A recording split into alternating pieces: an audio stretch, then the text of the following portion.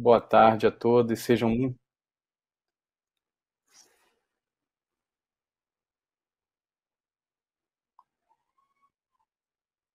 boa tarde a todos, sejam todos muito bem-vindos a mais uma edição do Set Experience Tracks.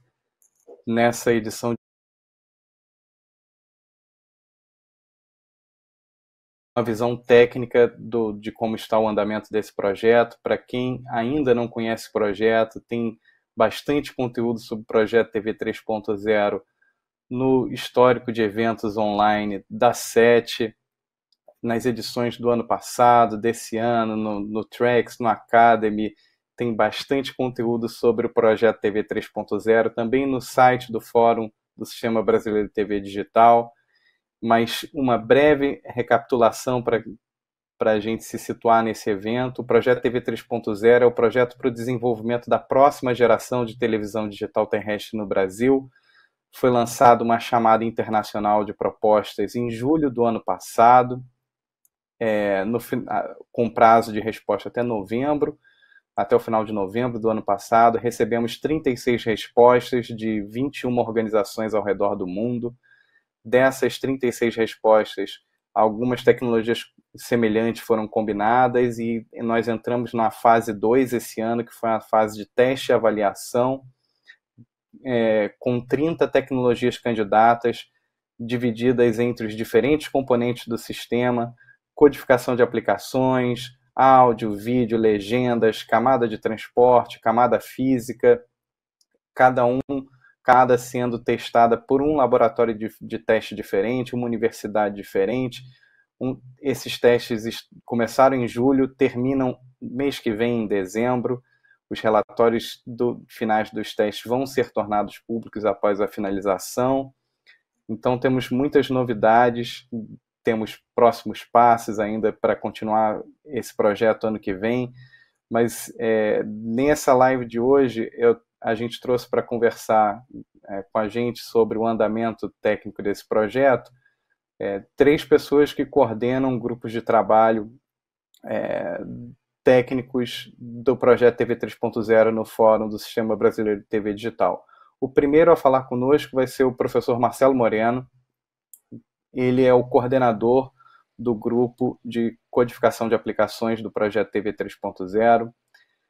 Na sequência, nós vamos ter também a apresentação do Carlos Cosme, que é o coordenador dos grupos técnicos de codificação de áudio, vídeo e captions do projeto TV 3.0. E, por fim, a apresentação também do professor Cristiano Acamini, que é o coordenador dos grupos técnicos de camada física e transporte do projeto TV 3.0. Então, eles vão trazer para a gente uma atualização de como está o andamento desse trabalho, desses testes, um pouquinho dessas perspectivas até agora e o que vem pela frente. Então, começando pelo professor Moreno. Professor, por favor. Boa tarde a todos. É muito bom estar aqui com essa oportunidade de passar um pouco sobre o trabalho no projeto da TV 3.0 no âmbito do Fórum do Sistema Brasileiro de TV Digital. E eu vou falar especificamente sobre essa próxima geração para a codificação de aplicações, né, da TV 3.0, como é que nós estamos tocando esse projeto dentro do Fórum em termos de requisitos, certo? Em termos de como está sendo feita a avaliação, certo? E então, já está aparecendo aí, ótimo. Trouxe alguns slides aqui para vocês, né? A gente está falando exatamente nessa primeira camada aí, se a gente enxergar dessa forma top-down aí, na codificação de aplicações, que é exatamente a camada responsável pela execução de aplicações interativas, e a gente vê que numa próxima geração essas aplicações podem realmente ganhar em termos de funcionalidades disponíveis a elas, em termos de interação com os telespectadores, usuários, avançar na experiência como um todo junto ao sistema de TV de próxima geração, certo? O que a gente não pode esquecer é que essa mesma camada já foi alvo recente de uma evolução muito interessante. Nós tivemos aqui, semana passada, também aqui no Set Experience Tracks, um painel exatamente sobre o DTV Play, né, que boa parte da evolução realmente ficou ali em termos da camada de middleware, né, da camada de suporte às aplicações interativas, e além, claro, de todo o ganho em termos de novos codecs de áudio e vídeo mais imersivos, que tem o seu suporte também opcional. E a gente vê que a evolução é muito interessante, a gente está começando a ver essas primeiras implementações do DTV Play no mercado, com todos esses, eu listo aí algumas das funcionalidades, só para recapitular um pouco do que vocês viram na semana passada, traz todos esses benefícios que realmente a gente ainda vai avaliar como é que está a aceitação, como é que vão ser essas novas experiências que o próprio DTV Play já vai trazer. E contando com essa base, vem exatamente os requisitos para a TV 3.0. Tá? E eu acho que um pouco diferente das demais camadas do projeto TV 3.0, essa camada específica de codificação de aplicações é a única que exige algum tipo de retrocompatibilidade, de interoperabilidade com aplicações anteriores do DTV Play, dado todo o esforço que nós tivemos recentemente no fórum, seus membros, os implementadores das normas, trazendo produtos, né, que estão começando a aparecer no mercado com esse suporte. Né? E também os casos de uso super avançados em termos de integração broadcast-broadband, né, que a TV 2.5 nos traz, a gente só quer evoluir com isso no TV 3.0. Então, a gente pode considerar que os primeiros requisitos a serem preenchidos, né, pelos proponentes de tecnologias para a TV 3.0 em codificação de aplicações é exatamente lidar com uma interoperabilidade que a gente nem pode chamar muito de legado, porque o termo legado pode remeter a alguma coisa antiga, não, é uma coisa super nova, que traz umas possibilidades muito interessantes e que a gente tinha o desafio de avançar ainda mais para a especificação de requisitos para essa próxima geração que nós estamos tentando aí receber várias propostas, não é isso? Então, realmente, o DTV Play ele é uma base, né, para aquilo que a gente vislumbra para a camada de codificação de aplicações da TV 3.0, certo? As propostas, então, que eram esperadas, né, elas deviam incluir toda a documentação necessária, protótipos capazes de executar, demonstrar as funcionalidades que estão sendo pedidas como requisitos, né? A gente poder avaliar o funcionamento, né, se a funcionalidade estava realmente sendo preenchida por aquela proposta, se ela tinha uma viabilidade em termos de processamento, em termos de quantidade de recursos utilizados. Então, os testes, né, eles desejáveis eram exatamente em cima também desses protótipos, certo? E, como eu falei, né, tendo como uma das premissas ali ter critérios de interoperabilidade, são exatamente esses requisitos AP1.1, AP2.1 e também o 3.1 também lidam com essa questão de ter a base ali do DTV Play para trabalhar as extensões, as novas funcionalidades a partir dali, tá? E também um pouco diferente de outras camadas, vocês vão observar, também aqui na camada de aplicações, de codificação de aplicações, foi permitida na chamada da TV 3.0 que os proponentes apenas preenchessem uma parte dos requisitos enumerados na chamada.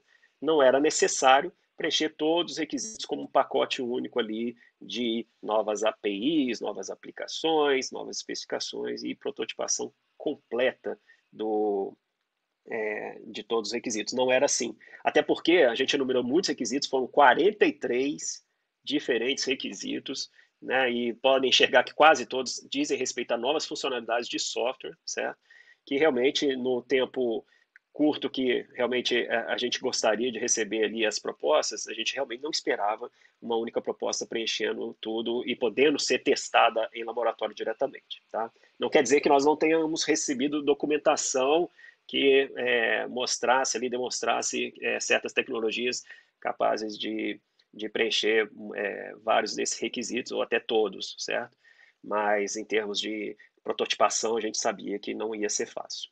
Eu vou tentar enumerar para vocês, rapidamente, esses requisitos. Né? Eu trouxe todos, eles são muitos, eu não vou ter tempo de a gente entrar em detalhes, então eu vou deixar muito para fazer uma documentação aqui para vocês, terem como referência. É claro que tudo isso também está bem listado na própria chamada de propostas, no Call for Proposals.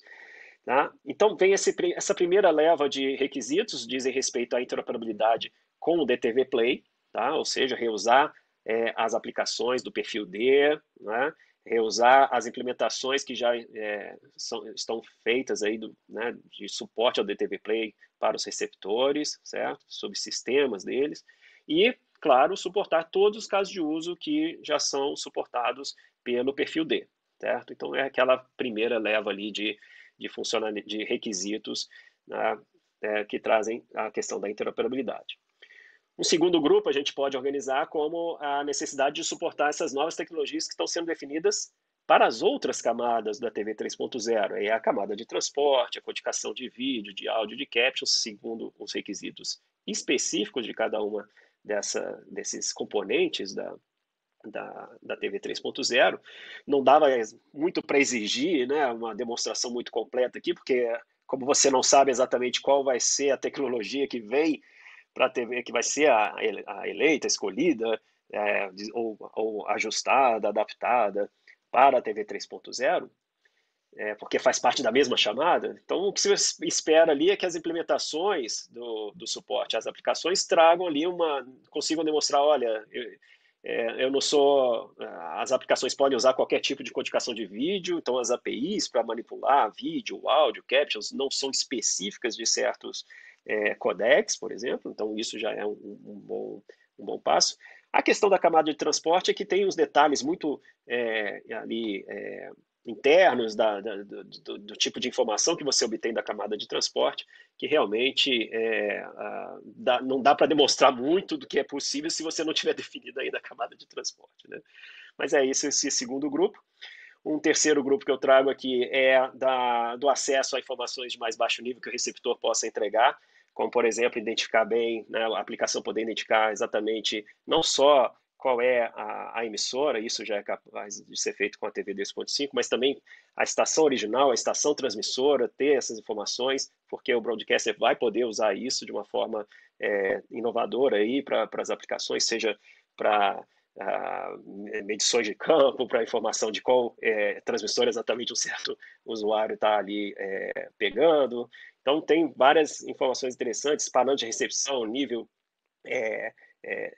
de portadora, ruído, essa coisa toda dos parâmetros de recepção também podem deveriam ser suportados, né?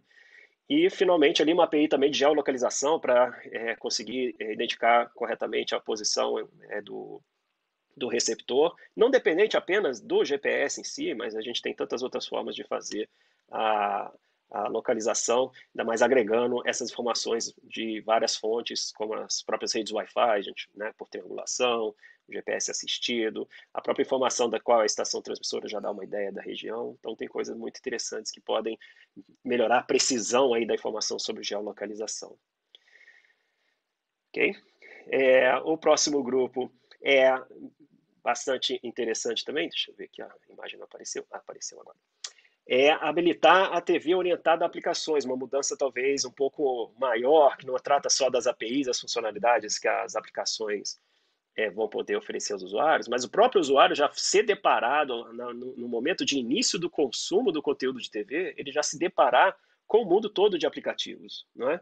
Como ele já está muito acostumado na sua Smart TV, no seu smartphone, certo? Começar toda a interação, ao invés de sintonizando um canal, né, na troca de canais, é claro que isso pode ser deixado como ainda uma opção nos receptores, mas já ter também um aplicativo inicial, né, da onde começa toda a interação com aquele radiodifusor especificamente, né, a experiência do usuário com a TV toda orientada a esses aplicativos. E para isso, esse aplicativo ele tem que conseguir manipular todo o conteúdo que vem, né, pela radiodifusão, todo o conteúdo que vem pela banda larga, certo? E ir recomendando, né, o usuário nesse ecossistema muito bem integrado entre conteúdo, né, linear, que vem pelo broadcaster, né, conteúdo OTT que vai vir pela banda larga e outros vários usos, né? A ideia é que realmente os aplicativos consigam manipular todo o conteúdo audiovisual independente da sua origem, certo? E mais, para que essa experiência fique suave, não só dentro do aplicativo, o chaveamento entre aplicativos para dar outras chances de interações, outros contextos de interações, o chaveamento entre aplicativos também tem que ter uma baixa latência, um baixo atraso.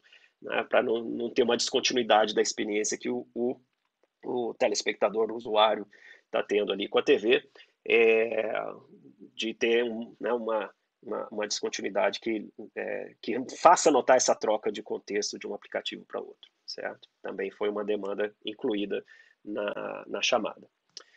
O próximo grupo é sobre o suporte à interface de usuário avançada, né? E aí a gente põe todas as formas mais recentes aí de interações do usuário, por voz, por gestos, por múltiplos toques em uma tela acessível a toque. E a multimodal, que reúne, né, permite a composição, né, desses vários modos, voz, gesto, controle remoto, toque, juntar isso para fazer sentido, né? Então, enquanto aponta para um lugar na tela, né, fazer um comando por voz que vai ser entendido que aquele comando voz é direcionado para aquele objeto que está naquela posição da tela. Então, isso é a interação multimodal, esse AP 7.4, certo? E mais, suportar, como a gente já suporta na TV 2.5 e a gente pode avançar ainda no suporte a múltiplos dispositivos, né? Aquela experiência coletiva que é a TV como receptor ali na frente de vários usuários, poder ser mais individualizada ainda com esses dispositivos secundários que podem ter experiências síncronas, realmente naquele momento, com aquele conteúdo atualmente na TV, na tela principal, ou assíncronas, com novas experiências ali que podem até trazer uma não linearidade, já que dali ele fica bastante livre para navegar naquilo que interessa. Suporte à identificação de múltiplos usuários, isso é muito importante, né, porque com esse direcionamento para uso de aplicativos, né, como experiência de TV, saber exatamente os usuários e montar perfis de usuário começa a ficar muito interessante. Então, conseguir identificar que o usuário está naquele momento e permitir esse chaveamento dos usuários é muito importante. E mais, se a gente tiver mais de um usuário ali, já que a experiência da TV ela é coletiva, mais de um usuário ali presente na frente da TV, que essa interação, né, quem fez a interação exatamente, seja identificado corretamente. Então, isso também é outro requisito funcional que foi trazido para a chamada.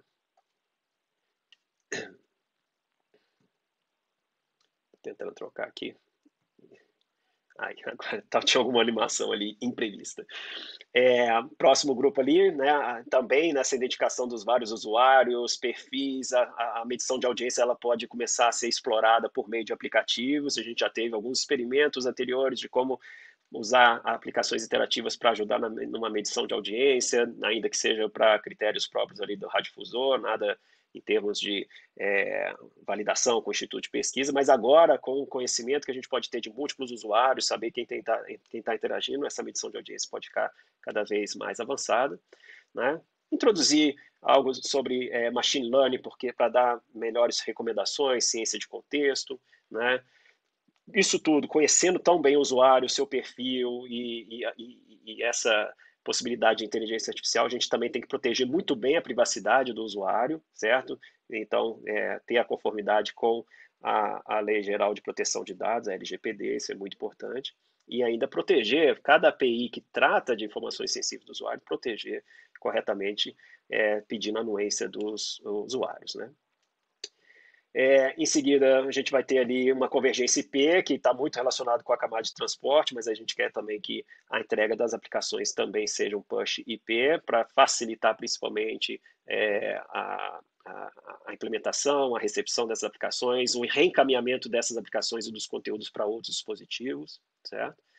A parte de acessibilidade também está lá no Call for Proposals, e aí trata principalmente de conseguir redirecionar streaming que o radiodifusor pode colocar na banda larga, pode colocar na radiodifusão para a audiodescrição, e aí fica individualizado num dispositivo próprio do telespectador que possui algum tipo de deficiência. Né? A mesma coisa para o Closed Caption, para as glosas de linguagem de sinais, para o vídeo, né, de linguagem de sinais. Certo? Também temos a parte de alerta de emergência, poder ser usado pela aplicação interativa para dar algum alerta ainda mais relevante por meio da aplicação, certo? Um outro grupo ali sobre TV imersiva, em que a gente traz a possibilidade de reprodução de efeitos sensoriais nesse mundo de casas inteligentes e IoT, com cada vez mais dispositivos interessantes de serem usados para contribuir numa maior imersão. Então, tem os efeitos sensoriais, as experiências com vídeo 360, com 3 graus ou 6 graus de liberdade, o áudio 3D imersivo, que também já é requisito na própria camada de áudio, de codificação de áudio, certo? Posicionamento de mídias no mundo 3D e o suporte à realidade virtual também integrado ali ao conteúdo do radiodifusor. Mais alguns grupos aí, estou indo um pouquinho mais rapidamente, para a gente poder também analisar um pouco do processo de avaliação, mas temos também a necessidade de comprimir os dados, já que, dependendo ali, pode não sobrar tanta largura de banda para a transmissão das aplicações pela radiodifusão, ainda que elas possam chegar pela banda larga, tem que cuidar bem da parte de economizar um pouco de espaço ali no stream. Suportar o conteúdo escalável, que lá no caso do vídeo também já está colocado de forma bastante clara como requisito, e aqui ter APIs para permitir a manipulação desse vídeo escalável, né? E permitir as extensões mais facilmente no futuro, né? Uma vez que você estabelece uma norma, um perfil novo, que as novas funcionalidades dos próximos perfis possam ser introduzidas mais facilmente nos receptores, permitindo aí uma longevidade maior no suporte a aplicações pelos receptores, certo? A seguir, a gente passa para ver quais são as propostas que chegaram, né, para os proponentes para a TV 3.0, que alegam o endereçamento de todos os requisitos, são o DBAG, com o seu Advanced ISDBT, a DTNL com o DTNL Application Coding, e o ATC com o ATSC 3.0. Tá? Especificamente para o componente de interação com o áudio imersivo 3D baseado em objetos e o alerta de emergência por meio de áudio, temos o MPH Áudio, tá? Proponente ATM e Fraunhofer. Para os requisitos de interação por voz, interação por gestos, multimodal, suporte à identificação e interação multiusuários e efeitos sensoriais, temos a tecnologia NCL 4.0 proposta pela Universidade Federal Fluminense. E, por fim, o requisito de suporte à realidade virtual, especificamente, não a aumentada, a proposta Guaraná, tá, do Cefet Rio de Janeiro, certo? Essas foram as propostas recebidas que chegaram até essa fase 2 para chegar numa avaliação. Como é que é essa avaliação? A gente se baseia a avaliação toda em cima da documentação entregue pelos proponentes e fazendo os testes de avaliação nos laboratórios. E no caso da codificação de aplicações, foram 2 laboratórios diferentes, um laboratório na Universidade Federal de Juiz de Fora, outro na PUC do Rio, e que todas as tecnologias passaram na mão dos 2 laboratórios, tá? Exatamente porque, sendo especificações de software que tem muita documentação, tem protótipos a serem executados, algumas análises podem ser um pouco subjetivas, e aí a gente fez uma divisão entre os laboratórios para que todos os 2 laboratórios trouxessem a sua visão sobre cada uma das tecnologias propostas e fizesse ali uma discussão harmonizada ao final para gerar o relatório final dos achados com as avaliações e testes. Tá? Aqui são algumas imagens aí dos laboratórios, dos test beds montados. Esse test bed ele foi especificado na chamada, tá, de forma muito clara, né, e a gente tem ele replicado nas 2 instituições, certo? Não vou entrar em detalhes, isso está bem detalhado na chamada, mas a ideia foi trazer uma forma fácil, pelo menos para interoperabilidade dos protótipos que os proponentes iam trazer para a gente, então a gente baseou tudo em cima de uma virtualização de containers, e isso permitiu aí, que todos os testes de protótipos corressem muito bem aqui nos laboratórios de pesquisa que analisaram então as propostas. A avaliação toda é conduzida de forma muito clara e aberta em cima de norma internacional, a ISO e IEC 25010. Ela traz formas de fazer a avaliação, né, da qualidade de software. É claro que a gente não está preocupado com a qualidade do protótipo em si, é só um protótipo, mas com a qualidade da especificação, né, com a possibilidade do que a gente pôde realmente testar. E ela traz dimensões, desde funcionais até manutenção, várias dimensões muito interessantes, e a gente está gerando um relatório dessa forma completa, considerando cada uma das dimensões de avaliação que a ISO IEC 25010 traz para a gente. Tá legal? E em breve esses relatórios vão estar aí disponíveis de alguma forma para a sociedade, visto que esse projeto está todo sendo financiado, né, pelo Ministério das Comunicações e por meio do CNPq. Tá? Então era isso, pessoal, né? É pouco tempo, muita coisa para mostrar, mas obrigado aí pela oportunidade e vou estar disponível aí para as perguntas mais tarde. Obrigado. Obrigado, professor Moreno. Bom, vamos dar sequência então com o Carlos Cosme. Então, o Carlos Cosme vai apresentar para a gente tudo que diz respeito, digamos, ao conteúdo audiovisual, né, da TV 3.0, então a parte de áudio, vídeo, legendas, dá para a gente uma visão de como estão essas camadas do sistema. Por favor, Carlos. Sou o Carlos Cosme, coordenador do grupo de codificação de áudio e codificação de vídeo, e também do grupo de trabalho de captions no projeto TV 3.0 do Fórum SBTVD. Pode compartilhar os slides, por favor. Pode passar para o próximo slide.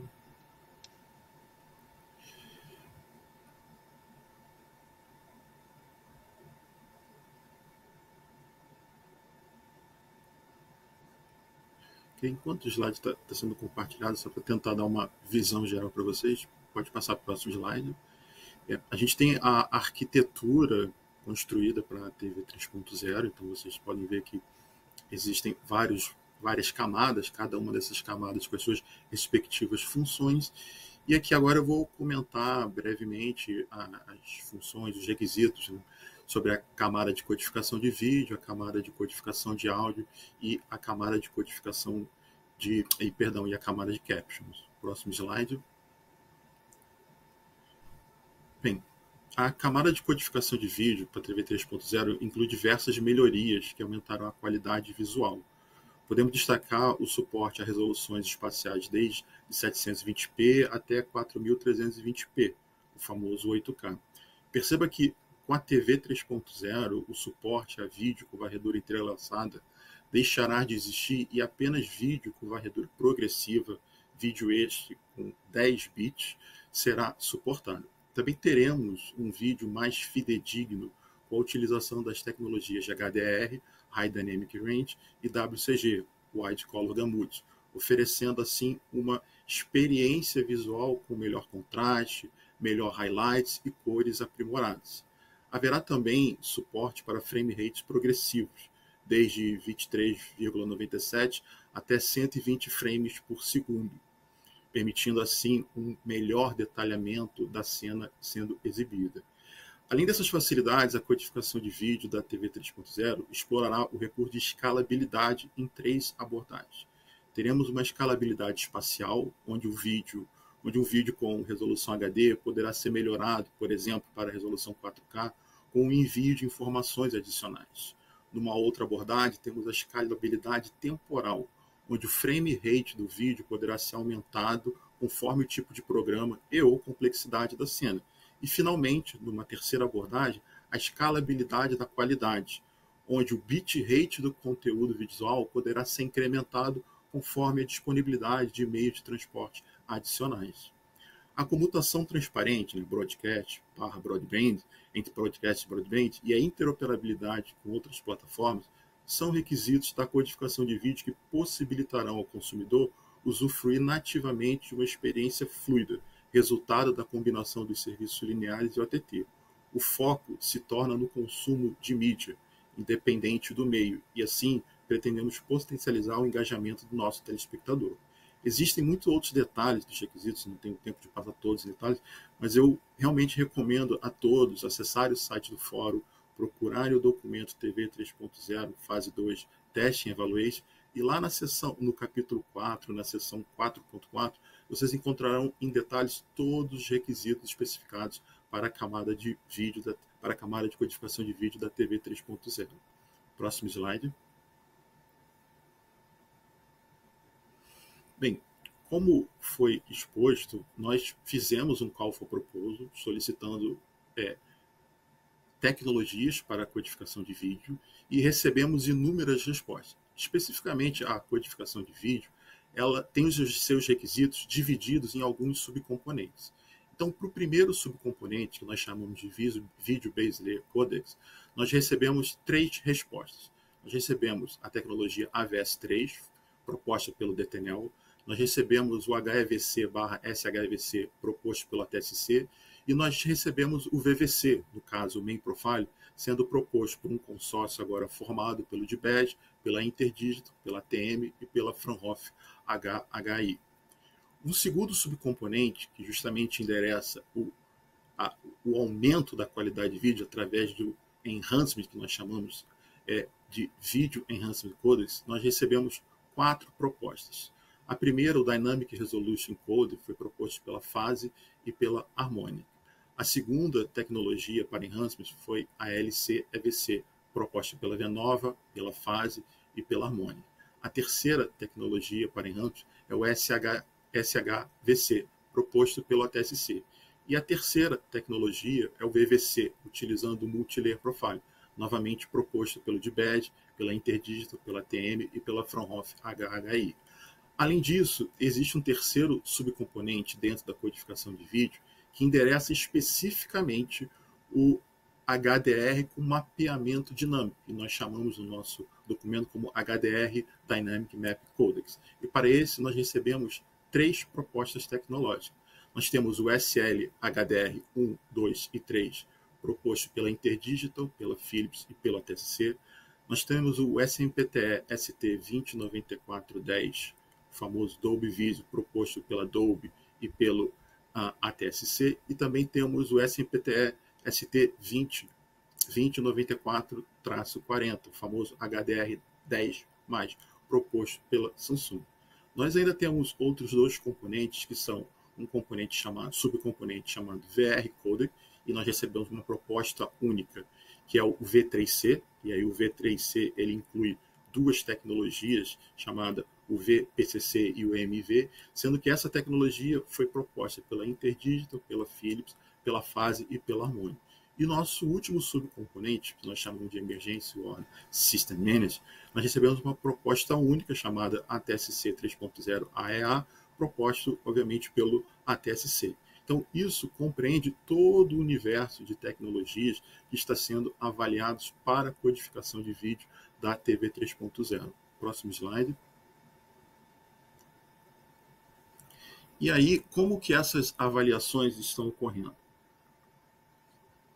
Bem, todas as avaliações de todas as camadas foram iniciadas no dia 5 de julho desse ano, e nós temos a previsão de término para agora, o dia 3 de dezembro. Então, especificamente para a camada de vídeo, as avaliações estão sendo realizadas na Universidade de Brasília, sob a coordenação da professora Milene Farias, e basicamente a avaliação, e novamente vocês podem encontrar todo o detalhamento da avaliação, inclusive com a descrição de cada test case, no capítulo 4 do documento Phase 2 Testing and Evaluation. E essa avaliação, ela compreende basicamente 3 etapas. Numa primeira etapa, toda a documentação fornecida por cada um dos proponentes, ela é analisada e confrontada com os requisitos especificados pelo fórum para a codificação de vídeo da TV 3.0. Numa segunda etapa, existe a análise dos resultados de testes subjetivos fornecidos pelos proponentes. Na deliberação do fórum, nós optamos por não realizar testes subjetivos e apenas utilizar os resultados dos testes subjetivos executados pelos próprios proponentes. E numa terceira fase, o fórum deliberou e construiu diversos test cases. Alguns desses test cases, e essa é justamente a terceira etapa da avaliação, são test cases onde você apenas avalia a presença, né, e a presença e a corretude da funcionalidade de vídeo, mas também existe outros test cases onde são executados testes objetivos de vídeo. E aí nós estamos utilizando algumas métricas de avaliação objetiva de vídeo. Próximo slide, por favor. Então, retornando aqui para a arquitetura da TV 3.0, vamos falar um pouco sobre a codificação de áudio. Próximo slide. A camada de codificação de áudio da TV 3.0 inclui diversas melhorias que aumentarão a qualidade e principalmente viabilizarão a imersão sonora da experiência acústica. Os requisitos para áudio imersivo na TV 3.0 incluem o suporte a Channel Base 2.0, o famoso estéreo, Channel Base 5.1, conhecido como Surround, e o Channel Base 5.1+4, conhecido como Immersive Sound. E tudo isso fornecerá suporte, e além disso, tem outros requisitos para suporte a representações acústicas do tipo Object Base e Scene Base. A comutação de objetos e componentes, assim como o ajuste de posição e ajuste de volume, são outros requisitos da codificação de áudio, que permitirão ao nosso consumidor uma maior interatividade e personalização com o conteúdo acústico transmitindo, contribuindo assim para o engajamento do consumidor. Outro requisito é possibilitar a transmissão de audiodescrição no mesmo stream do áudio principal, como uma mixagem completa alternativa ou como um objeto adicional com metadados associados. Com um conjunto de requisitos para a codificação de áudio na TV 3.0, desejamos potencializar um formato único de transmissão para configurações múltiplas de reprodução de áudio. Isto é, uma produção acústica poderá ser consumida na sua TV, no seu soundbar, no seu home theater ou até mesmo como uma experiência binaural no seu headphone. Maiores detalhes e maior profundidade sobre todos os requisitos, normalmente vocês podem encontrar no documento do site do fórum, especificamente no capítulo 4, na seção 4.5. Eu deixo ali na base do slide sempre o link, a referência para esse documento. Próximo slide, por favor. E assim como na codificação de vídeo, nós recebemos propostas tecnológicas para a codificação de áudio. Então, nós recebemos 3 propostas tecnológicas. Recebemos a tecnologia C4, proposta pela Adobe e pelo ATSC. Nós recebemos a tecnologia AVSA, proposta pelo DTNL. E também nós recebemos a proposta da tecnologia MPEG-H Audio, proposta pelo Fraunhofer IIS, pelo DBED, pela ATM e pelo ATSC. Próximo slide. Da mesma forma que eu expliquei para a codificação de vídeo, os testes da codificação de áudio eles estão sendo realizados na Universidade de São Paulo, sob a coordenação dos professores Regis Faria e do professor Almir Almas, e, seguindo o mesmo procedimento de vídeo, nós temos os requisitos especificados pelo Fórum para codificação de áudio da TV 3.0 e, novamente, o teste dividido em 3 partes. A tecnologia é confrontada em relação a esses requisitos. Então, nós temos, numa primeira etapa, a análise da documentação fornecida pelos proponentes. Numa segunda etapa, nós temos a análise dos resultados de testes subjetivos fornecidos pelos proponentes. E numa terceira etapa, nós temos uma avaliação conforme os testes especificados pelo fórum. E do caso específico da camada de codificação de áudio, o fórum especificou apenas test cases que avaliam os recursos, avaliam a funcionalidade de cada um dos recursos, de cada uma das tecnologias de codificação de áudio. Nesse caso de áudio, nós não estamos realizando nenhum teste subjetivo e nenhum teste objetivo. Nós apenas vamos utilizar os dados dos testes subjetivos fornecidos pelos proponentes. E, novamente, indo na seção 4.5 do documento de teste evaluante do fórum, vocês encontrarão muito mais detalhes, com muita mais profundidade sobre cada um dos test cases, onde cada um desses test cases nós especificamos não apenas os conteúdos a serem utilizados, a metodologia, os setups e tudo mais. Próximo slide. Voltando à arquitetura, vamos falar um pouco agora sobre a camada de caption. Próximo slide. A camada de caption da TV 3.0 inclui diversos requisitos visando aprimorar o caption do conteúdo audiovisual. O controle de estilo abrangente alinha-se perfeitamente com o objetivo de melhoria da experiência no consumo de mídia. A camada de caption permitirá o envio de informações de alertas de emergência e também possibilitará o envio de glosas de língua de sinais, como um stream separado de legendas a ser sintetizado como vídeo de língua de sinais por um app apropriado. Assim como as camadas de codificação de áudio, a camada de vídeo, codificação de vídeo, a camada de caption também permitirá interoperabilidade com outras plataformas de distribuição, por exemplo, DTT, cabo, IPTV, satélite DH e outros. E, novamente, maiores detalhes, maior profundidade sobre cada um dos requisitos de caption, vocês podem encontrar na seção 4.6 do documento Test Evaluation disponível no site do fórum. Próximo slide. Para as tecnologias para a camada de capture, nós recebemos 3 propostas tecnológicas. Nós temos o Ariba TTML, onde o proponente é o DBAD. Nós temos o AVS Captions, onde o proponente é o DTNL. E nós temos o IMSC1, onde o proponente é o ATSC. Próximo slide. E seguindo o exemplo do que nós expusemos para áudio, vídeo, Caption também está sendo avaliado em uma universidade, nesse caso é a Universidade Federal da Paraíba, sob a coordenação do professor Guido Lemos, e os testes, especificamente de Caption, se dividem em 2 etapas.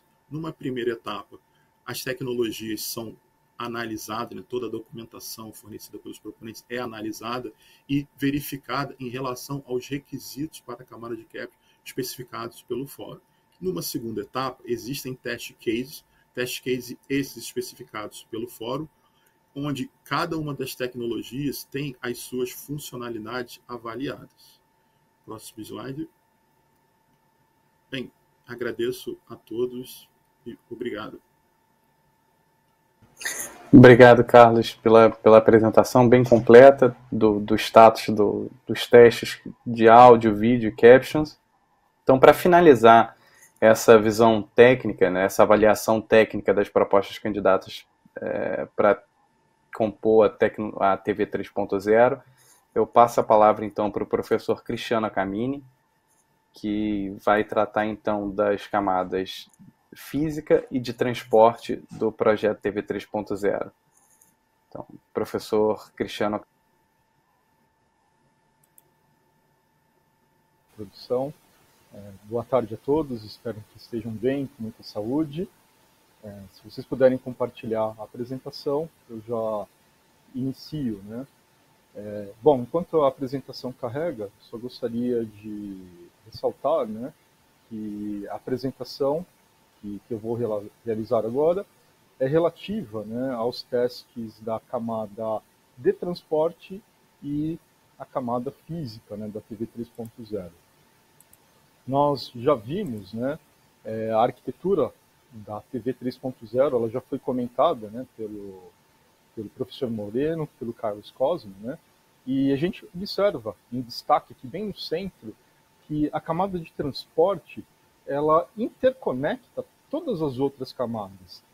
A camada de transporte recebe conteúdo da codificação de vídeo, da codificação de áudio, do captions e das aplicações. Tudo isso está concentrado na camada de transporte para depois a gente realizar a transmissão na camada física, né? Ou até mesmo realizar a interface, né, com a nossa internet, né, com a nossa rede de broadband. Então, a camada de transporte ela tem um destaque muito especial, né, no projeto da TV 3.0. Os testes da camada de transporte eles estão sendo conduzidos, né, na Universidade Mackenzie, aqui em São Paulo, né, sob coordenação do professor Gustavo Valeira. E aqui do lado esquerdo, né, da tela, vocês podem observar aí uma foto, né, do laboratório, do Test Lab, né, onde os testes estão sendo realizados, né. Como a camada de transporte ela envolve muitos equipamentos, né, computacionais, ou seja, basicamente todo o fluxo de dados da camada de transporte é baseado em IP. Então, todos os equipamentos necessários para análise de qualidade, transmissão, pacotes, basicamente são computadores ou servidores de vídeo, né? Computadores que a gente realiza análise. Os proponentes, né, eles mandaram computadores para os test labs, né, ou mandaram um dispositivo, né, profissional, um equipamento dedicado, né? Mas o que a gente observa, né, que basicamente, né, essas tecnologias da camada de transporte, a gente simplesmente pode utilizar um servidor, um computador, e fazer a portabilidade do software da camada de transporte. Da mesma maneira, né, que o professor Moreno, né, e o Carlos Cosme comentaram, a primeira análise que é realizada na camada de transporte é a análise da documentação técnica que foi enviada pelos proponentes. Então, isso é importante para a gente entender a tecnologia, como ela funciona, para a gente analisar a especificação técnica dos equipamentos que foram enviados, né? E assim, tá, logo depois dessa análise, nós iniciamos os testes específicos da tecnologia, né? Geralmente, os testes iniciam com uma validação, né, do desempenho do sistema, se ele está funcionando ou não, e depois sim o teste final aí, relacionado aos casos de teste, né, que foram especificados no CFP. Bom, eu vou fazer uma rápida revisão aqui sobre os principais requisitos da camada de transporte, né? Como eu disse anteriormente, né, a camada de transporte da TV 3.0 ela é baseada por IP, tá, em protocolo de internet. Então, ela é totalmente diferente da TV 2.0, onde nós utilizamos, na verdade, né, o MPEG-2TS. Então, aqui a gente tem uma mudança radical, porque todo o fluxo de dados agora ele é concentrado em IP, né? E isso nos traz grande facilidade, né? Um outro ponto também que já foi comentado até pelo Carlos Cosme, né? O nosso conteúdo de áudio, vídeo, né? Ele não pode ser restrito apenas à plataforma, né, da TV 3.0. Então, a gente tem que permitir que esse conteúdo, né, ele seja livremente distribuído em outras plataformas, né, em outros sistemas, como, por exemplo, a própria TV 2.0, a TV a cabo, TV por satélite, né? Ou pelo broadband, né? Ou seja, por outras formas de distribuição de vídeos lineares, né? Stream, por exemplo, usando 5G, usando Wi-Fi, né? Então, o sistema ele tem que ser muito flexível. A camada de transporte ela precisa ter essa flexibilidade.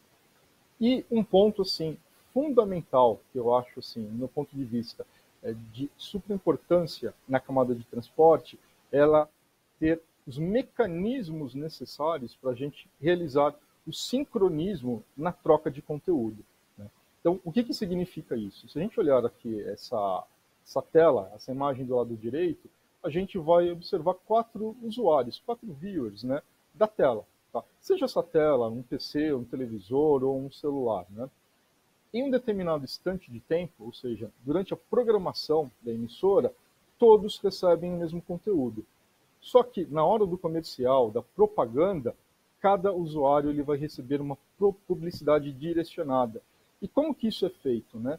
Graças à comutação de conteúdo, né? Então, a camada de transporte aliada, né, com todas as técnicas de codificação de áudio e vídeo, a gente precisa realizar a comutação. E essa comutação, ela tem que ser perfeita, né? A gente tem que ter uma comutação com o menor número de frames possível, né?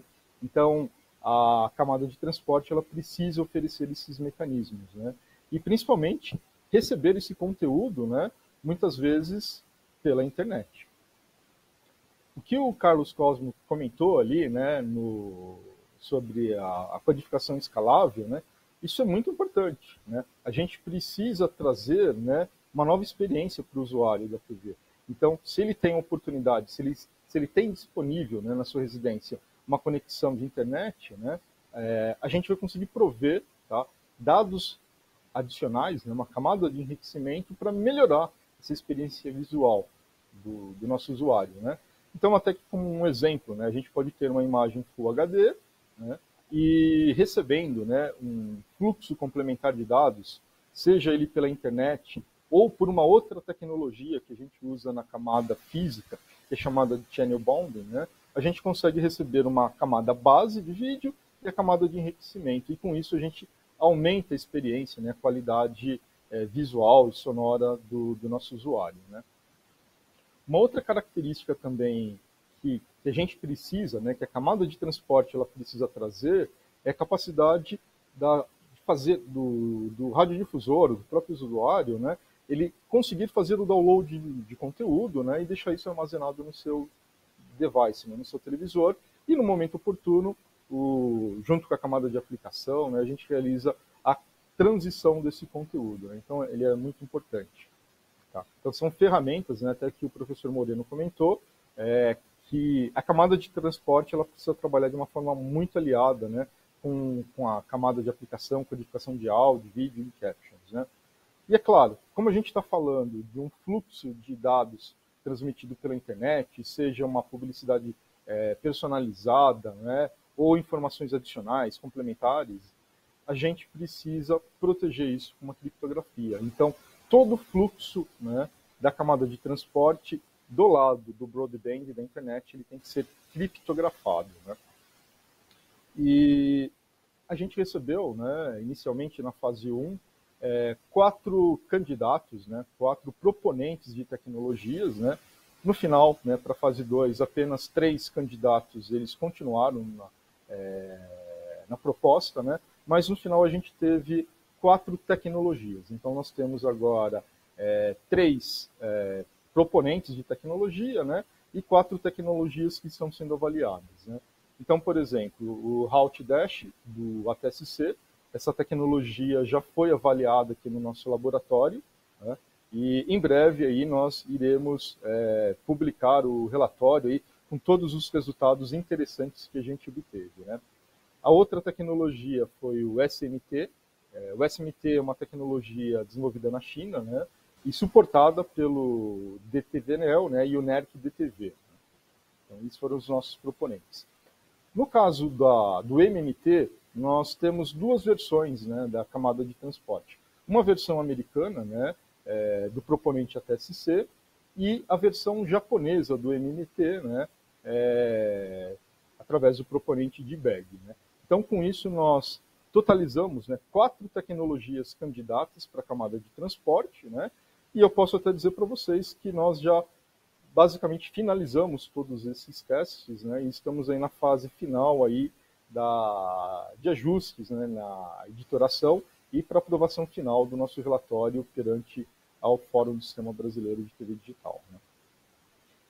Eu tenho aqui uma relação de todos os testes, né, casos de teste que nós realizamos aqui no laboratório, né, mas o que eu poderia resumir para vocês é que, para contemplar tudo que a gente precisava realizar para extrair o máximo de informação, né, para o nosso relatório, né, para a gente comprovar a funcionalidade de todas as tecnologias, a gente teve que desenvolver um próprio analisador. Então, a gente desenvolveu um equipamento onde a gente consegue medir atraso de pacote, a gente consegue inserir erro, né, na camada de transporte em determinado pacote, a gente consegue medir a latência, né, com uma precisão de frame, né, a nível de vídeo, né. Então, a entrada do vídeo no multiplexador, na saída da ponta, quantos frames, né, ele demorou, a gente consegue calcular o percentual de overhead, né, quanto de cabeçalho adicional essa camada de transporte ela precisa, né, para garantir todos aqueles requisitos que eu comentei com vocês. Olha,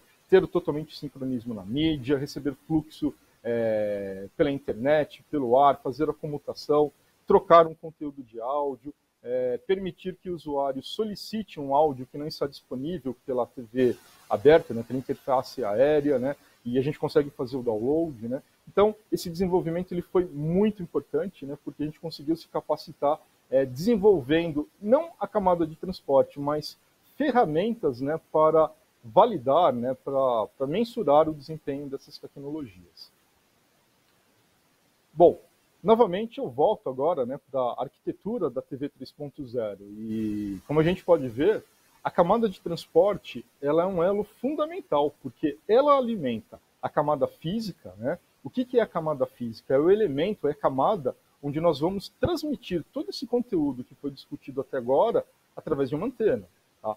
Ou parte desse conteúdo, ou um fluxo complementar, ele pode ser transmitido também pela internet, né? Então, pela interface broadband, né? Então, a camada de transporte, ela é importante, mas a camada física também, ela é de vital importância, porque é graças a ela que a gente vai garantir que todos os nossos usuários recebam, né, tudo aquilo que foi codificado, tudo aquilo que passou pelas outras camadas, né, lá no televisor do nosso usuário final.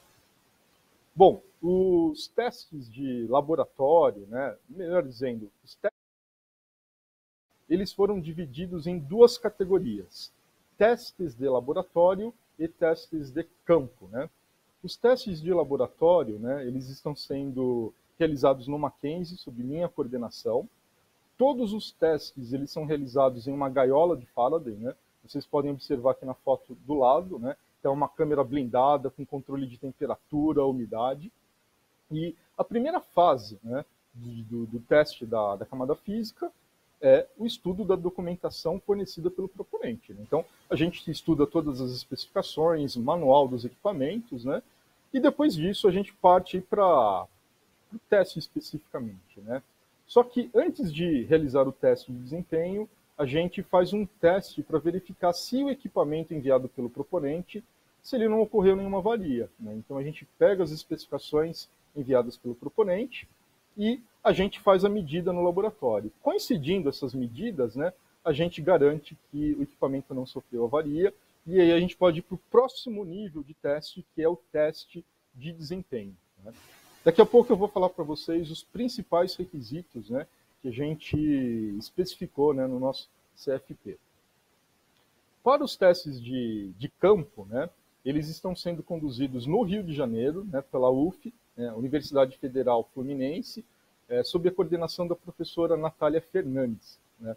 Então, o teste de campo, pessoal, ele é algo assim fantástico, porque a gente tem no Rio, né, 2 estações transmitindo o sinal, né, uma no Sumaré, uma outra na Pena. Do lado esquerdo aqui vocês podem observar que a unidade móvel de medida, do lado esquerdo uma antena de recepção conectada por cabos dentro da unidade móvel, onde tem um monte de equipamento de medida, né? Então é algo assim muito interessante, né, porque a gente está recebendo inúmeras interferências, né? E o objetivo, né, do teste de campo, né, ele é semelhante ao teste de laboratório, né? A equipe precisa conhecer os equipamentos, né? A gente precisa conhecer toda a funcionalidade dele, a gente precisa avaliar esse sinal que a gente está recebendo. Em muitos momentos a gente tem que até perceber, olha, não funcionou num determinado site de medida, por que será que não funcionou? Será que foi um multipercurso, um ruído, né? Então é uma análise muito legal, né, o teste de campo, né? E também dá muito trabalho, né? Porque a equipe ela tem que se deslocar para a cidade, né? Medindo, né? No percurso, né, da nossa área de cobertura, né? E também na camada física, né, no teste de campo, nós temos uma outra CFP, né, que foi um cálculo que a gente realizou para recebimento, né, de propostas de antena interna MIMO, né? Eu vou falar daqui a pouco, vou explicar um pouco melhor a arquitetura da TV 3.0 da camada física, né? Mas um ponto importante é que a gente utiliza a recepção, a transmissão e recepção MIMO, né? Então a gente precisa ter uma antena especial, né? E esse CFP ele foi muito interessante porque a gente conseguiu, tá, o desenvolvimento de 4 instituições que nos suportaram com uma tecnologia nacional de antenas de recepção. Bom, um ponto importante aqui da TV 3.0, né, na camada física, é o reuso de frequência 1. Né? A gente pode falar assim, nossa, mas o que é isso, o reuso de frequência 1? A ideia é muito simples, pessoal. Significa a gente transmitir, tá, conteúdos distintos, né? Ou seja, né, imaginem só, várias torres de transmissão, como está escrito aí, né, no lado direito, esse F1, né? São torres distintas de transmissão de TV, né? Só que cada torre ela está transmitindo no mesmo tempo, na mesma frequência, só que com conteúdos diferentes. Olha só que legal. É o mesmo conceito, né, utilizado em telecom, né? A gente cria células, né, e a gente reutiliza a mesma frequência. Por quê? E por que a gente tem que fazer isso? O espectro é finito. A gente não tem espectro disponível aí, né, para 30, 40 emissoras, novamente. Então a gente tem que otimizar o espectro. E otimizando o espectro dessa forma, né, a gente consegue minimizar a quantidade de canais que cada emissora ela precisa para migrar para a TV 3.0. Né? Então, isso daí é um ponto muito legal. E só um detalhe, né? Frequência de reuso 1 não é a mesma coisa de rede de frequência única. Né?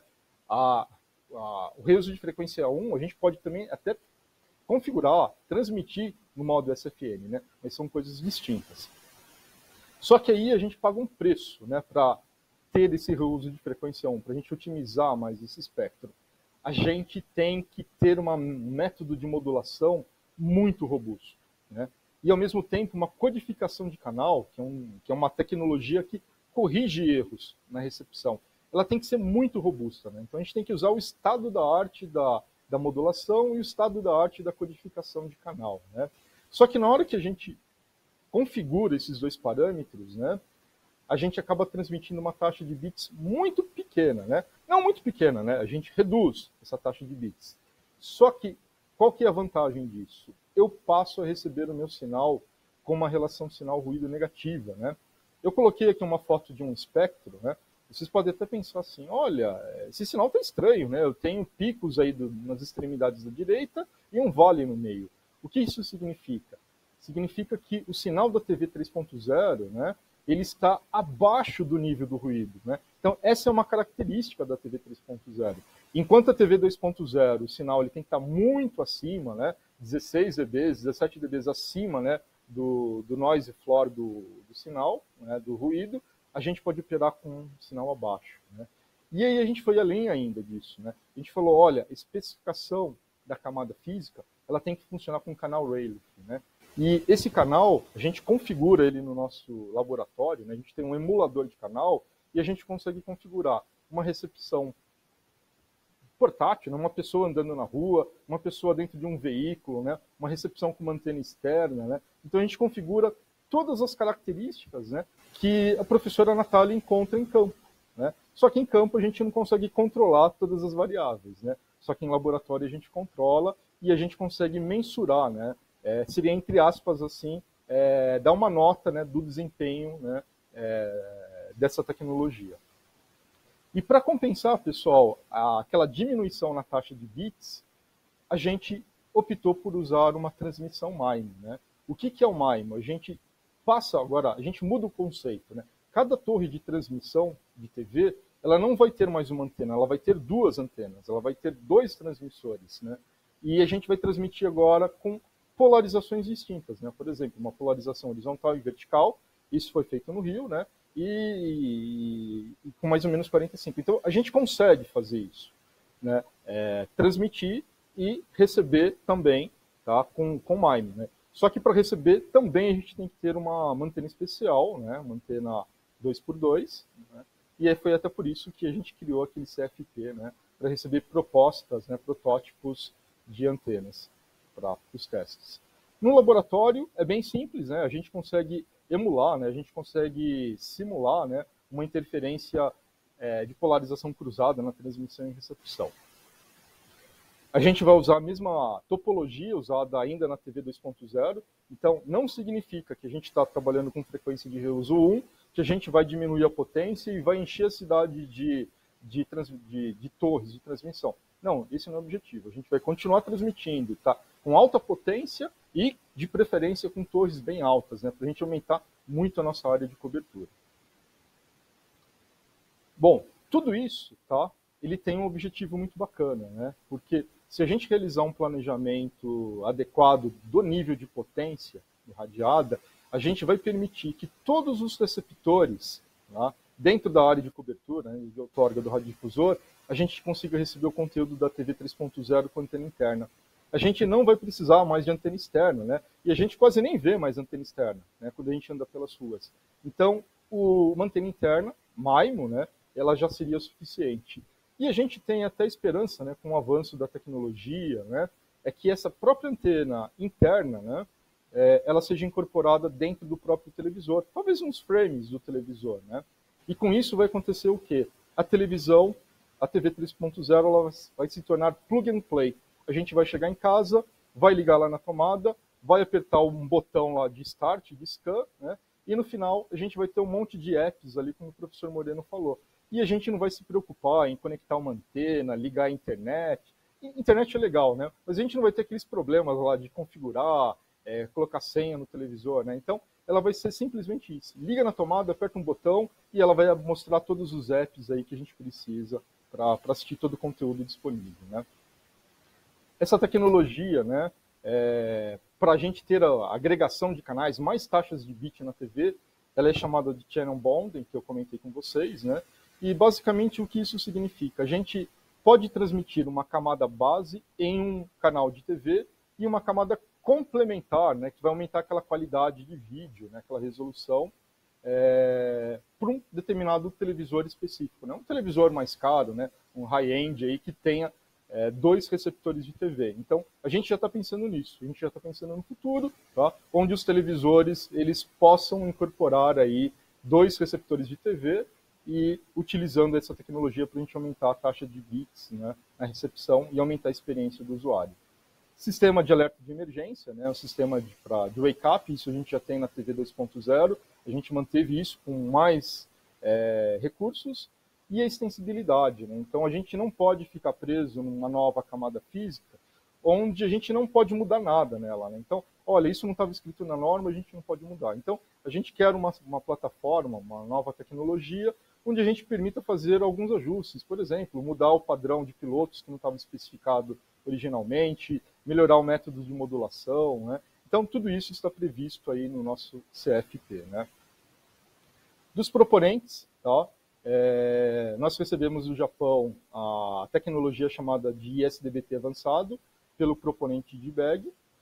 Recebemos dos Estados Unidos, né, do ATSC e da ETRI, que é um instituto de pesquisa na Coreia do Sul, a tecnologia ATSC 3.0. Recebemos da China, né, do DTNEL, o sistema DTBA. E também recebemos uma tecnologia chamada 5G Broadcasting Enhanced TV, né? É uma tecnologia semelhante, né, ao que é utilizado aí na telefonia móvel, né, só que específica para a transmissão de conteúdo para a TV, né. Os proponentes foram um consórcio, né, então Qualcomm, Rohde & Schwarz e Kathrein. E sobre as antenas, né, que eu comentei, né, o Call for Prototype que nós abrimos, nós recebemos 4 protótipos de antenas, né, uma da antena Aquarium, uma da antena Pro, uma outra antena, né, da Pro Electronic, uma antena da Advansat e uma outra antena do Mackenzie.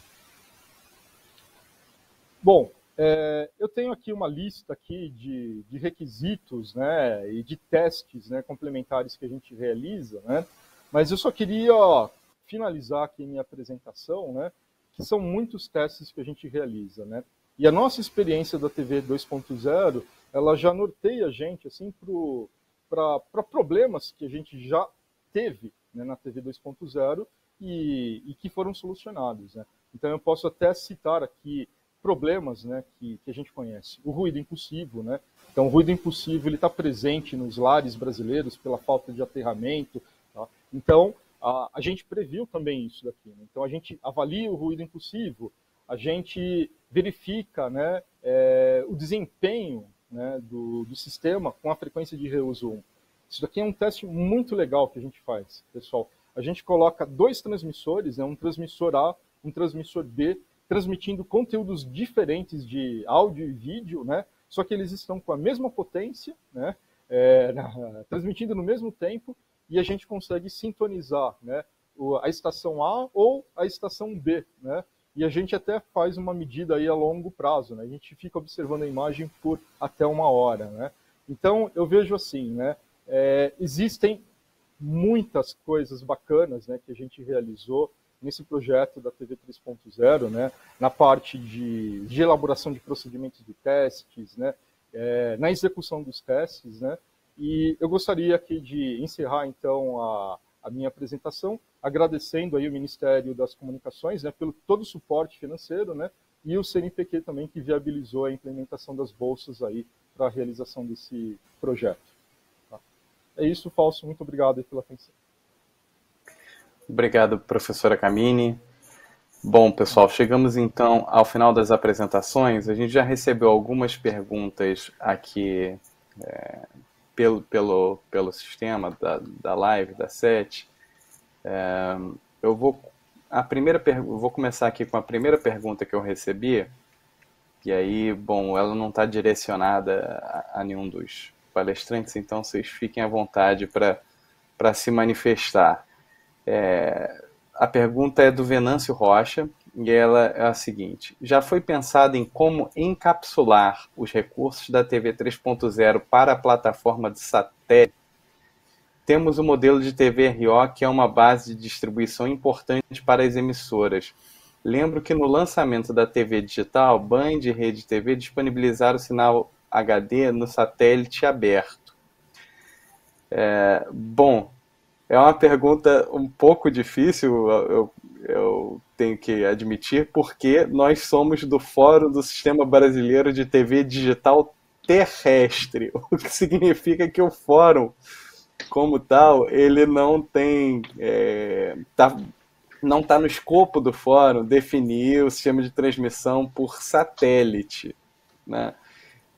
Mas, enfim, eu sei que provavelmente essa pergunta tem conexão com o fato da gente ter tido recentemente agora um leilão de 5G, que foi vendido a faixa de 3,5 GHz e que, por conta disso, vai ter um remanejamento das parabólicas do sistema de TVRO da banda C para a banda KU, né? E daí, certamente, enfim, tem uma especificação a ser feita desse novo sistema de transmissão por satélite, mas que talvez tenha um timing um pouquinho diferente da TV 3.0, né? Porque esses kits esse sistema de transmissão e recepção já tem que estar implantado e massificado já ano que vem, né? Então, mas, enfim, eu queria se cada um de vocês pudesse comentar um pouquinho sobre como que vocês enxergam a possibilidade do uso de satélite, se esse uso de satélite ele vai ficar restrito, no caso da TV 3.0, a links de contribuição, digamos, a um sinal de distribuição profissional, ou seja, que não é o mesmo sinal que vai direct to consumer, ele vai só para a estação retransmissora, né? Ou se ele tem possibilidade de ser aberto direct to consumer de alguma forma, se ele vai ser digamos, por ter uma taxa mais baixa, ele vai ser um carregado de carona junto com, mas escondido de certa forma, no mesmo satélite, por exemplo, que você transportar o direct to consumer, você carrega um outro payload ali escondido para a TV 3.0. Enfim, queria ouvir se vocês têm alguma opinião, fazendo de novo a ressalva aqui, pessoal, que o Fórum do Sistema Brasileiro de TV Digital não especifica, pelo menos até a data hoje, né? Não recebemos essa incumbência de tratar de satélite. Então, mas só para ouvir a opinião dos especialistas aqui, opinião pessoal, né? Não como fora. Quem gostaria de começar? Bom, talvez a Camille? Deixa eu começar então, Fausto, né? A camada de transporte, né, ela vai juntar todo o fluxo de áudio, vídeo, tabelas que a gente precisa, né? É claro que dependendo da tecnologia usada no satélite, esse fluxo, né, a nossa camada de transporte, ela pode ser compatível, né? Então, simplesmente a gente conecta lá no modulador de satélite e a gente consegue distribuir esse sinal. Mas devido a algumas características que talvez o radiodifusor ele precise ter, né, que a gente já sabe, que é toda a parte de sincronismo, né, de tempo, frequência para redes de frequência única, né, muitas vezes esse fluxo que está indo no satélite, né, ele acaba sendo encapsulado, né, então é o famoso STL, né, um Studio to Transmitter Link, né, e às vezes quando esse encapsulamento ele é feito, ele acaba sendo fechado, né, então ele serve apenas como um túnel, né, você entra com o sinal e ele sai do outro lado, né, mas da mesma forma que na TV 2.0, né, o Brasil desenvolveu soluções para desenvolver a transmissão, né, do BTS no satélite de forma aberta, né, eu acredito que é possível. E se a gente considerar que a gente vai estar trabalhando agora com uma nova camada de transporte que é totalmente baseada por IP, a gente vai ter muito mais flexibilidade, né? A gente pode até colocar uma criptografia ou deixá-la aberta, né? Então eu vejo assim que é possível, tá? Não vejo nenhuma restrição técnica para fazer isso. Aí precisa ver se realmente vai ser implementado dessa forma. Perfeito. Mais alguém gostaria de complementar sobre essa questão da distribuição por satélite? Eu gostaria de falar que já é uma demanda que não é de hoje, né? A gente vê uma convergência das tecnologias usadas, né, por diferentes meios de transmissão, né? Como está tudo no digital há bastante tempo, né, fica meio que pendente, né? Poxa, como é que a gente pode discutir uma possível convergência? E eu acho que o que o Camille falou sobre IP é muito importante, né? Mas já recebi várias perguntas sobre, poxa, por que o Ginga, por exemplo, o DTV Play não poderia funcionar no satélite? Olha, poderia, mas realmente não cabe, né, uma padronização hoje, não tem como nós fazermos uma padronização direcionada ao satélite, né, porque, primeiro, não está realmente no escopo do fórum, do SBTVD, e isso deveria ser discutido de uma forma mais ampla e ter o fórum correto para esse tipo de coisa. Agora, repito o que o professor Camille falou, a restrição técnica ela não existe. Então, a forma como usar isso também, se é direct to consumer ou só ali nas relações business to business, isso você pode explorar de várias formas, certo? Do jeito que está hoje, em termos de TV 3.0, em que a gente pode realmente padronizar, estudar e padronizar para a TV terrestre, né? A gente não pode realmente contar com uma compatibilidade, uma interoperabilidade tão grande que possa trazer uma integração entre essas formas diferentes de transmitir o sinal do audiovisual com interatividade. Mas é uma demanda que a gente já recebe há bastante tempo, né? O pessoal querendo ver as coisas funcionando, os avanços da TV terrestre podendo ser usados no satélite. Legal. Carlos, gostaria de comentar alguma coisa sobre isso? Eu acho que o professor Camille e o professor Moreno colocaram bem, acho que focando bem na pergunta dele, como a TV 3.0 tem uma camada de transporte IP, então a resposta é essa mesmo. Né? Você já pensa também numa distribuição satelital como um pipe IP. E aí você, olhando os recursos das camadas, você pode observar que a gente explora bastante a substituição de conteúdo de forma seamless e síncrona. Então ele pode ter uma distribuição satelital e personalizar isso para cada uma das suas afiliadas, por exemplo. E aí trazendo até a questão do remanejamento da TV, da TVRO para a banda KU, né, você traz aquela preocupação da chuva. Né? E aí, de novo, você tem um recurso da TV 3.0 que é a escalabilidade.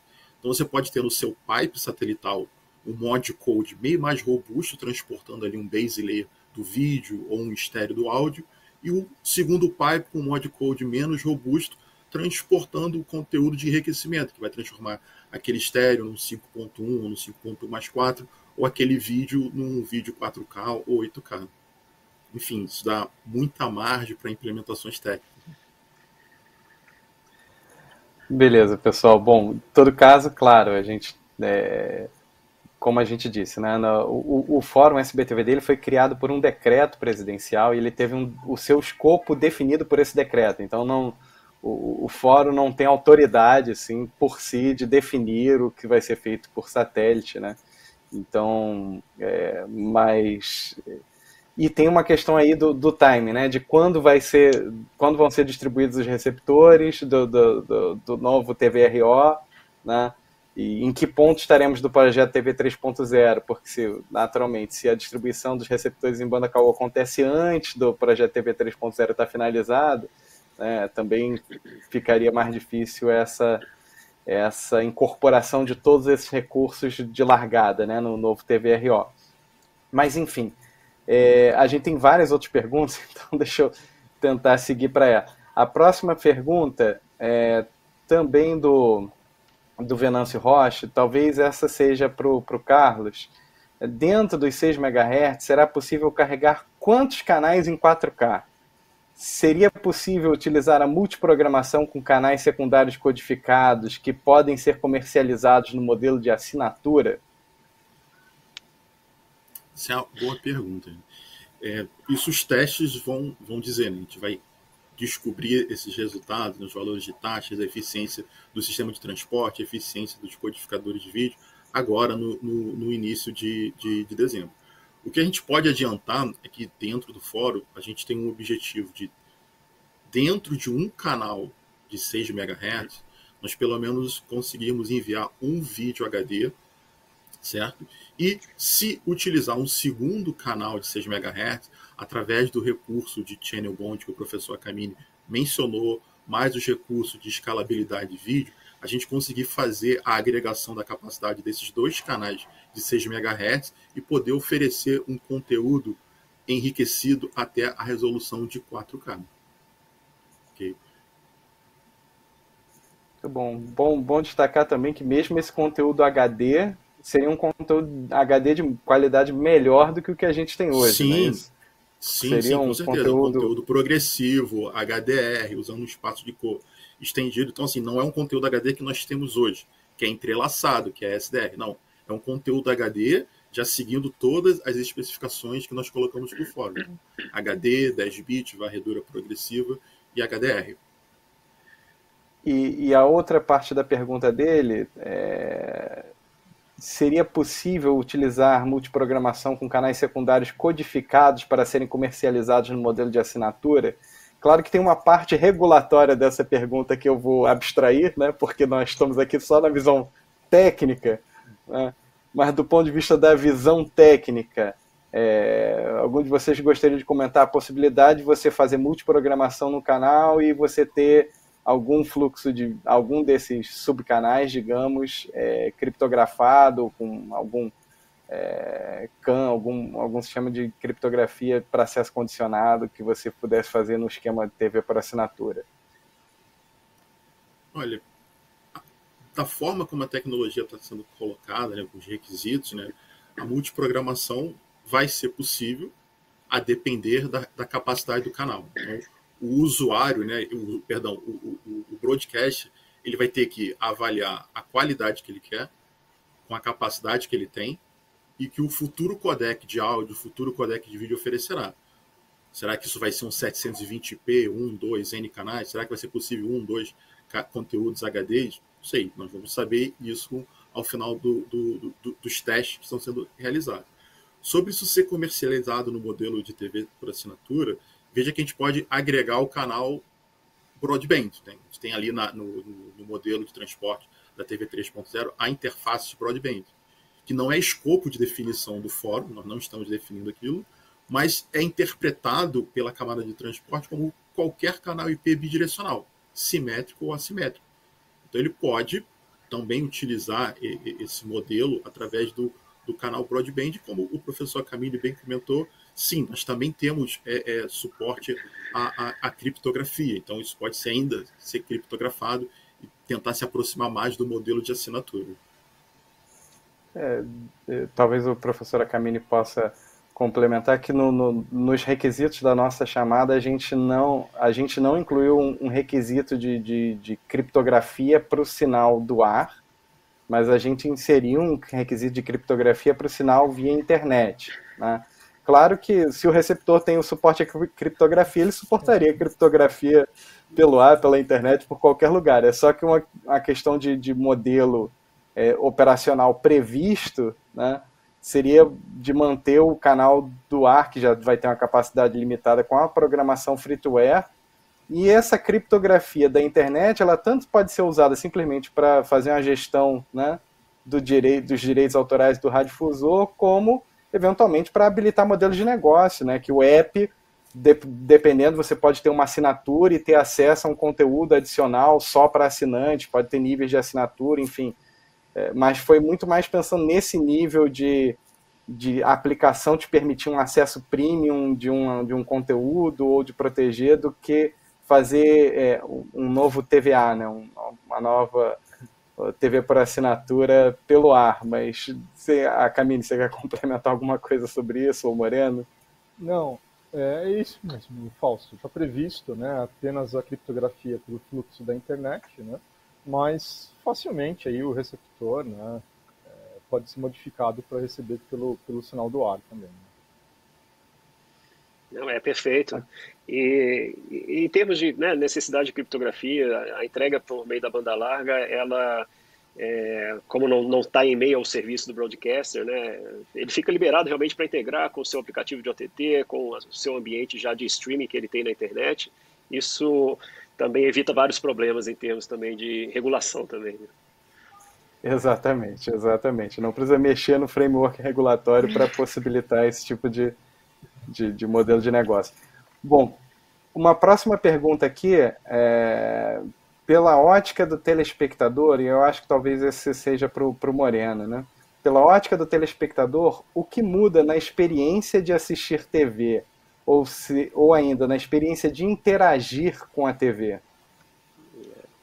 Essa pergunta é essencial, né? É tudo que a gente quer ver, né? É a exploração de uma interatividade cada vez mais fácil para o telespectador, mais natural para ele, né? Com dispositivos menos limitados do que o controle remoto. Mas para começar, né, responder essa pergunta, a gente nem começa pelo ambiente da aplicação interativa, não. Começa pela compra da TV, a primeira instalação que ela tem que ser feita, né? Você vai ligar a TV pela primeira vez, como vai haver o conceito de um perfil de usuário, né? Vai haver preferências sobre a localização onde ele se encontra, vai ter um processo de configuração que a gente está muito acostumado a fazer com o smartphone. Primeira vez que você compra um smartphone, está lá cheio de coisas para você configurar, primeira vez, quando você não está importando suas configurações que podem já estar na nuvem, né? Mas aí a primeira vez já vem uma série de coisas e que vai ser muito natural, um processo que a gente já vê em algumas Smart TVs já sendo feito, né, que vai avançar um pouco com alguns dados a mais do usuário, alguma integração com outros dispositivos que ele talvez já tenha numa automação doméstica, que talvez ele já tenha. Então vem um processo de configuração, mas tudo um pouquinho mais adequado, muito mais parecido com o que ele já está acostumado com esse ambiente de apps dos smartphones, certo? Então, por quê? Ele não vai ter que, praticamente, a gente está vendo que ele não vai precisar instalar antena, possivelmente. Essa antena vai dar para ser interna ao receptor, né? Dependendo do avanço que a gente tiver, né? Então, ele vai colocar a TV profissional a primeira vez, vai vir esse processo de configuração dela e pronto, a TV agora tem os dados sobre aquele usuário, é claro, tudo com consentimento, tudo explicando por que aquilo ali está sendo feito, né? E aí depois vem um outro avanço, né, que é essa possibilidade da emissora ser indicada por um aplicativo e não pelo canal dela, né, por ambos, inclusive, né, ambas as maneiras. Então, no que ele liga a TV, já pode vir o aplicativo da emissora instalado de fábrica, ou no processo de sintonia de canais, não é mais processo de sintonia de canais, é um processo de descoberta de aplicativos, né? Ele vai rastrear o ar para pegar os aplicativos que dão início à interação com as emissoras. Então, o processo de sintonização vou instalar os aplicativos das emissoras da tua cidade, né? Se isso já não tiver instalado de fábrica. Então, tem tantas opções, inclusive, né, para essa questão da TV orientada para o aplicativo. Esses são os primeiros impactos. E aí vem todas as possibilidades que a gente está enxergando com a própria interação, né? Essas interfaces avançadas de usar voz, de usar gestos, a multimodal, né? Isso vai incrementar muito, e a própria realidade virtual vai incrementar muito em termos em avanços para os usuários, na qualidade da experiência deles na hora de consumir conteúdo da TV, que vai poder ser completamente do que a gente vê hoje. Não vai se prender mais no audiovisual, vai estar muito mais imersivo, vai estar cheio de interatividade e ainda em outros espaços que não só a tela principal da TV, né? Pode estar no headset de realidade virtual, pode estar no smartphone que está conectado àquele receptor. Então vão ter muitos avanços e se a gente conseguir preencher esses requisitos todos que foram levantados para a camada de codificação de aplicações, a gente vai ver várias possibilidades para conteúdos que não existem ainda. Aí que está, eu acho que o grande desafio é o produtor de conteúdo, o radiodifusor, conseguirem explorar bem essas novas tecnologias, né? Essas novas formas de interação do usuário e tornar tudo o mais natural possível. Bom, eu estou vendo que o nosso tempo está encerrando. Deixe-me passar uma última pergunta aqui para o professor Akamine, do Luciano de Melo Silva. Professor, como o receptor identifica o sinal A, no exemplo que você deu de ter estação A e B transmitindo com a mesma frequência, mesma potência, como é que ele identifica um sinal A e como é que o sinal da estação B, que está na mesma frequência, não interfere nele? Como é que funciona essa mágica do reuso de frequência, professor? Tá, legal. Deixa eu explicar assim. Depende da abordagem, né, de cada tecnologia proponente, mas algumas tecnologias, né, eles transmitem uma sequência pseudo-aleatória, né, semelhante ao que é utilizado na telefonia móvel, CDMA. Então, ela transmite um código, né, e esse código ele pode ser sobreposto, né. Então, eu transmito um código, outro código, e ele vai se sobrepondo. Só que o receptor, né, ele tem um padrão inverso desse código e ele consegue identificar esse sinal, né? Então, é uma tecnologia que a gente chama de TX-ID, né? Mas, na verdade, o que é? É uma sequência, um código, né, aleatório, pseudo-aleatório que é transmitido, com uma robustez muito alta, né? Um sinal muito robusto, e ele consegue identificar esse transmissor. A partir do momento que ele identifica, né, esse transmissor A ou B, algumas configurações são diferentes, né, do A e do B. Então, por exemplo, tem um pequeno desvio de frequência, tem um padrão de pilotos um pouco diferente, e aí o restante da demodulação ela vai seguir, né, o que esse código que foi transmitido inicialmente passa para os próximos estágios da modulação. Tá? Então, é mais ou menos dessa forma que a gente consegue receber dois conteúdos ao mesmo tempo.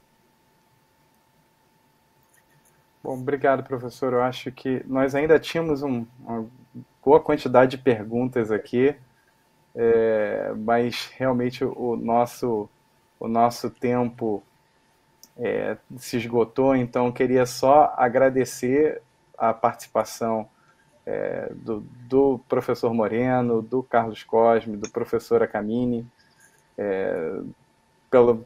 por ter trazido para a gente tanta informação útil aí sobre o andamento dos testes do projeto TV 3.0, e agradecer ao público pelo número de perguntas aqui. Acho que a gente pode tentar endereçar aqui offline algumas delas, tá bom?